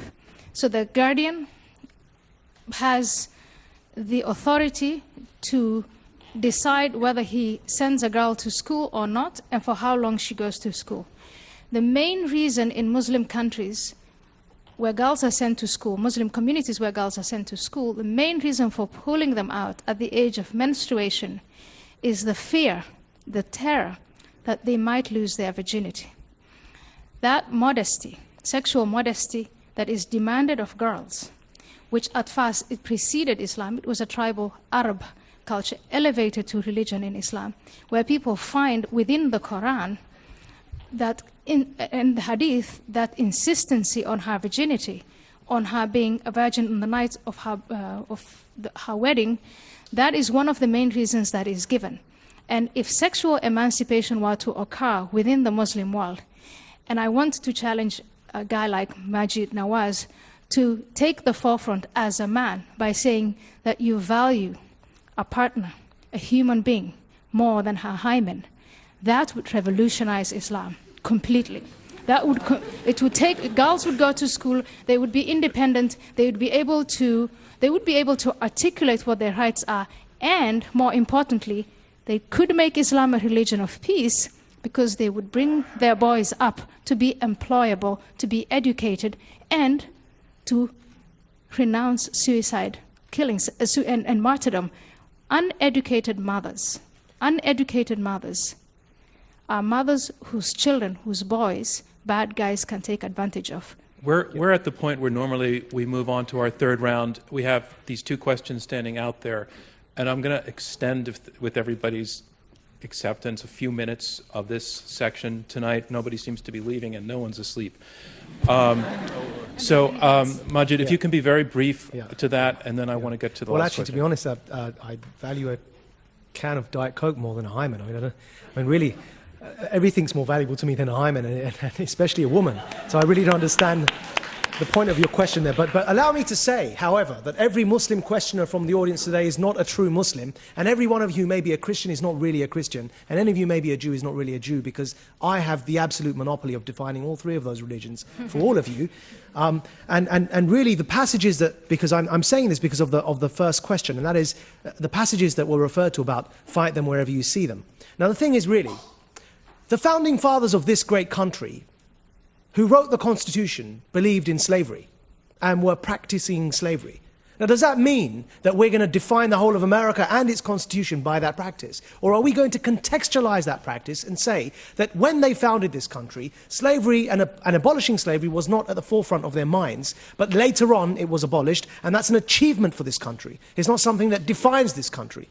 And so, likewise, these passages, yes, they can be used and they are used in a problematic way. And it's our responsibility, not just as Muslims, but as decent human beings, to go out there and challenge the abuse of these passages. But we must not forget that as with every other document in history, it had its context and it was abused. And now when we have gone ex post facto, we can look back to that and judge it with the very civilized standards that we've arrived at and say, that was wrong. Now, perhaps let me put I may be defined as uncivilized. I want to put the question as it was phrased to Zeba, which was, how do you filter out? Right, exactly. How do you filter that out? How do I interpret is what you're asking? Despite what our opposition says, I do have that right.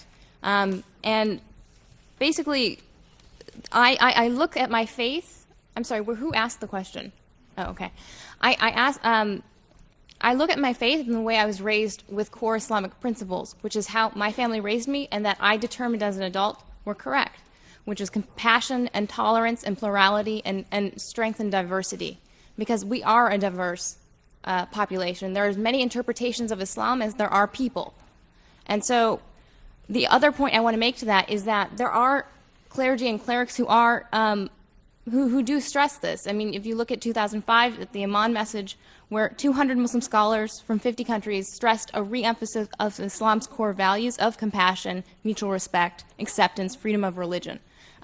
There is precedent for this, not just for me as a layperson, but from the clergy as well, to reassert these lost, in some areas, lost values. Douglas Murray. I do have to. This is a very, very complex one, but this has to be said. Majid's just given the comparison with the founding fathers, and there has to be some clarity about this. This country rightly reveres your founding fathers, but you don't think that their word was immutable or unchangeable. Yeah. You don't believe. I don't think that anyone in this room who criticised Mr. Jefferson now here tonight will be declared an anti-American apostate who can be fit for slaughter.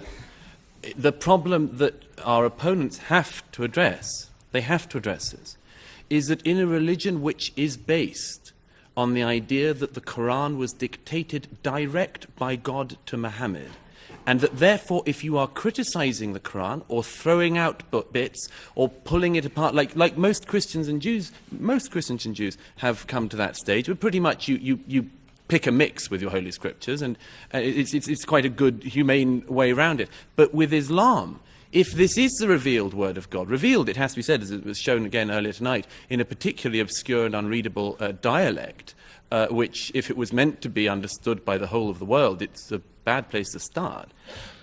If this were the case, then, as I say, we come back to this problem. The founding fathers said many great things and did some bad things, but you are not committed as Americans not to criticize the bad things they did, and this is a problem our opponents are going to have to address. And that concludes round 2 of our debate. So here's where we are. We are about to hear brief closing statements from each debater. They will be 2 minutes each, and this is their last chance to change your minds and to respond to some of what's been said over the last hour. You will be asked to vote once again and to pick the winner just a few minutes from now. But first, on to round 3, closing statements. Our motion is Islam is a religion of peace. And speaking first against the motion, Ayaan Hirsi Ali, a resident scholar at the American Enterprise Institute and a critic of fundamentalist Islam. Islam is not a religion of peace, and I woke up to the facts on the 11th of September 2001. Perhaps I should have woken up to the facts earlier, but I admit that I did that then at that time. Talking to people of my faith, Islam, and my friends, and discussing with them, I remember all kinds of fallacious arguments, but I remember one consistent thing, and that was to exempt Islam from any criticism. It was culture, it wasn't Islam. But a religion is born in a culture, and if that culture is not peaceful, then that religion is not peaceful. I was told it's politics. We've heard it tonight many times. It's not the religion. But Islam not only has a pious dimension, but it also has a political dimension, a complex system of laws, a political philosophy on how society should be organized. And if you look at that political system, it's anything but peaceful. What emancipated me from the order to submit my will completely to Allah, which in practice means the concentration of power in the hands of a few, was to learn to think critically, the Enlightenment. Vote against this motion and open up the flows of Islam for debate in order that Muslims, those who are not yet emancipated, may take charge of their own reason, of their own faculty. Vote against the motion that Islam is a religion of peace, and toss that fallacy into the trash can of history. Thank you. Thank you, Ayaan Hirsi Ali. Our motion is Islam is a religion of peace. Now to summarize his closing position for the motion, her position for the motion, Zeba Khan, writer and advocate for Muslim American civic engagement. Thank you. Faisal Shahzad, the underwear bomber, and the group of young men that were picked up in Pakistan. All of them were for violence and trying to attack our country and learn how to attack our country elsewhere. But the one thing else that the media consistently forgets to mention, or conveniently forgets to mention, is who turned all of them in. It was Muslims. It was their family. Because that is a Quranic principle, that you stand up for justice, even if it's against yourself. And in this case, someone's son, or several people's sons, or the underwear bomber's father, who was Nigerian and not American, did this, turned him in, and sent word to the authorities. And a Senegalese merchant was one of the first unreported, but was one of the first people to see the Times Square attempted bomber. Our opponents have a very simplistic outlook on this, on the world and what's currently at stake. They see it being Islam versus the West. But the truth is, it's not. It's between moderates and extremists of all kinds. And I urge you to vote for the motion because the overwhelming majority of Muslims, the facts are clear. They are peaceful, they're mainstream, and they condemn violence against civilians and have no interest in terrorism, which is consistently, as the woman in the audience said, are attacking Muslims, mainstream Muslims, every day, brutally and oppressing them because we don't accept their version of Islam. I'm asking for your help as other people, as people of reason and of people of a moderate voice, to support us as we fight them, and we are fighting them, although we don't hear it as often in the media, which focuses on violence and fear. But the fact is, Muslims have always been fighting them. Zeba Khan, your time is up. Thank you. Thank you very much. Our motion is Islam is a religion of peace, and here to summarize his position against the motion, Douglas Murray, best-selling author, founder, and director of the Center for Social Cohesion. Thank you. Well, thank you for a very enlightening, I think, debate tonight. I think we, on this side, made it very clear that we don't think there's a fight between Islam and the West, or Islam and civilization, or anything else like that. We've made a very clear set of points tonight. And one of those points, which I hope people will bear in mind, is we have said repeatedly that it is in Muslims and their critical faculties, Muslims and their behavior, Muslims and their faith, that we have hope. And it is in people like you that we have hope for the future. And if the motion were that Islam a century from now could be a religion of peace, and people would be quoting Ziba and Majid and seminal moments like this, and that they had learned, well, that would be terrific. But at the moment, tonight, you're being asked to vote on whether Islam is now a religion of peace. Is Islam a religion of peace? I think it is very clear that it is not. This does not mean, of course it doesn't mean, that Muslims are all violent. We would never make that point. We never have made that point. Nor does it mean that there isn't hope in the future. Nor does it mean that we have to have continual clashes till the end of time. But it means we have to start by being honest. We have to be frank about what we see in Islamic history, in Islamic conquests, and in Islamic scripts. We have to be frank about that. In societies which Islam dominated, conquered, and subdued the peoples in the Middle Ages, people who were not Muslims were sometimes allowed to remain in those societies, but they were allowed to do so only by having second-class status, dhimmi status. I would ask you tonight, ladies and gentlemen, not to be dhimmis, not to have second-class status, not to vote for things because you think it's polite or because you think you have to say them, but because you think they're true. On that basis, the idea you could vote for the motion tonight is absurd. Islam is palpably, demonstrably, evidently not a religion of peace. Vote against this motion. Thank you. Thank you. Our motion is Islam is a religion of peace, and our final speaker to argue for the motion that Islam is a religion of peace, Majid Nawaz, director of the Quilliam Foundation and formerly a member of a radical Islamist party. Thank you. Right, so I'm not going to ask you to be polite. I would dread to think that that's why you'd vote for the motion. In fact, what I'd like to do is give you 4 reasons to vote, basically 4 reasons why the panel's arguments are incorrect and 4 reasons then to vote for the motion.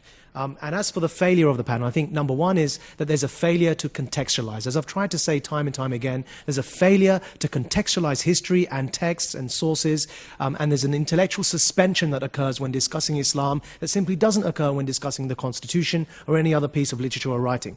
Secondly, there's a failure to disclose. And as we've heard from the panel, both of them, and there's nothing wrong with this, by the way, both of them are not believers of any faith, and that's their perfect right to do so. But they've made it clear their real agenda is with all religions. And I think we have to be honest with ourselves, that actually religions can and have historically played much good and have come to much good in the world, including the Reformation, despite the fact we have to contextualize it. Thirdly, there's a failure to nuance. And as we've heard, gross generalizations about Islam by quoting isolated passages are being made. And fourthly, there's failure to be honest.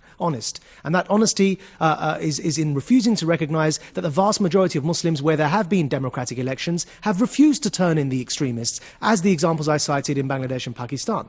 Now, please vote for the motion. And the reason I'd say that is reclaim Islam. Don't let the minority hijack it. Yes, even for those of you who are not Muslims, reclaim it because it's a faith like all other faiths that does need to be redefined in current times. Secondly, vote for peace. This is not a vote for Islam. It's a vote for peace, and I'm sure all of us want peace. And thirdly, I'd say, help the confused Muslims in the world, the faction, the minority, the young minds, like I was, who are confused, help them make up their minds by giving them guidance, by giving them an olive branch, and voting for peace tonight. And finally, I'd say that even if you're unsure, even if you think Islam is not a religion for peace, I would ask all of you here tonight to vote, as we've heard the admission from the other panel, it can be a religion of peace, so vote for what you'd like Islam to be. If you'd like Islam to be a religion of peace, vote for it. Thank you. Thank you. Majid Nawaz. And that concludes our closing statements, and now it's time to learn which side you feel has argued the best. Sorry? Against all religions. I just wanted to object Okay. to that. Yeah. Now it's time to learn which side has argued best. We are asking you again to go to the keypad at your seat that will register your vote. We'll get this readout almost instantaneously. Our motion is Islam is a religion of peace. If you agree with the motion, push number 1. If you disagree, if you're against the motion, push number 2. If you're undecided, push number 3. And we'll have the results in about a minute. Before we get there, I just want to say that this has been probably the most spirited debate that we've ever had, and I thought it was conducted mostly with respect and with honesty, and I want to congratulate all of our panelists for coming out here.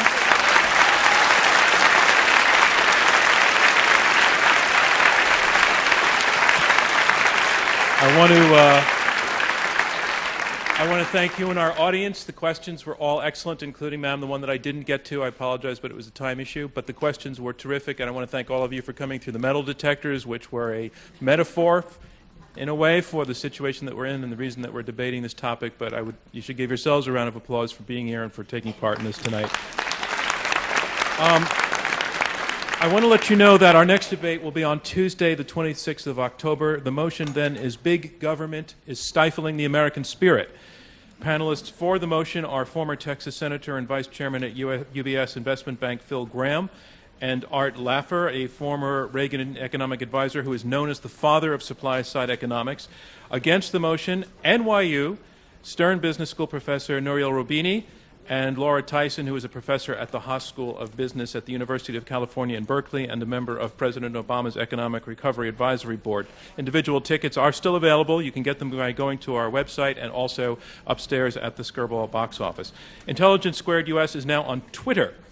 You'll find us at twitter.com/IQ2US. You can follow us for announcements and interesting links, and you can video of this debate. You can find by following those links. You can use #IQ2US, and also you can tweet about what you thought about tonight's debate and its results. And you can become a fan of Intelligence Squared US on Facebook, and by doing so receive a discount on upcoming debates. All of our debates, as we've talked about, are heard on more than 220 NPR stations across the country. Remember, as you stand, to turn your cell phones back on, or you might miss important calls. You can also watch the debates on the Bloomberg Television Network. This debate will start airing next Monday at 9 p.m. It will be repeated through the week at that 9 p.m. time slot. Visit Bloomberg.com to find your local channel. Intelligence Squared is now one of the most popular public affairs podcasts on iTunes, and you can download that and listen to past debates at IQ2US. All right. It's all in now. I've been given the results. Remember, the team that changes the most minds is declared our winner, and here it is. Our motion is Islam is a religion of peace.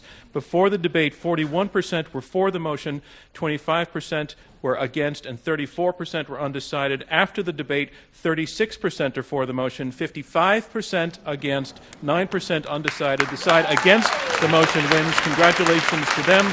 Thank you from me, John Donvan, and Intelligence Squared US.